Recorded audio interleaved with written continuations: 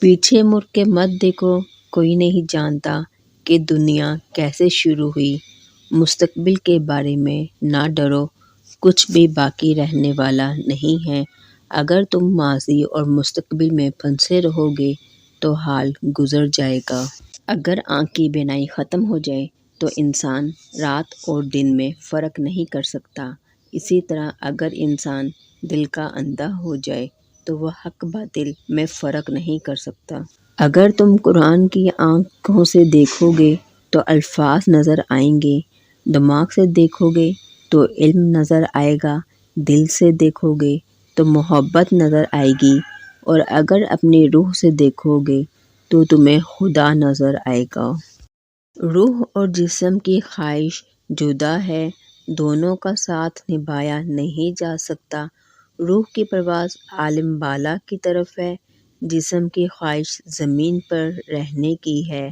جب تک انسان کا روح جسم کے ساتھ رہے گا مقصد حاصل نہیں ہوگا۔ خاموشی سمندر ہے اور گفتگو نہر کی طرح ہے۔ تجھے سمندر تلاش کر رہا ہے، تو نہر کی تلاش نہ کر۔ برداشت کے کانوں سے سنو، رحم کی آنکھوں سے دیکھو اور محبت کی زبان سے بات کرو۔ اچھی صورت دل کو متاثر کرتی ہے جبکہ اچھی سیرت روح جیت لیتی ہے۔ جب دنیا تمہیں گھٹنوں کے بل گرا دے تو سمجھ لو کہ یہ دعا مانگنے کا بہترین وقت ہے۔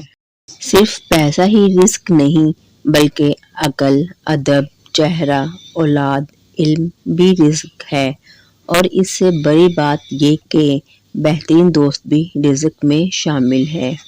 اگر تم خدا کو دیکھنا چاہتے ہو تو اس کا ایک طریقہ ہے کہ تم اپنے دل میں جھانک کے دیکھو، کیونکہ تمہارا دل ایک آئینہ ہے۔ اگر یہ بدی سے پاک ہو تو اس میں خدا بھی نظر آ سکتا ہے۔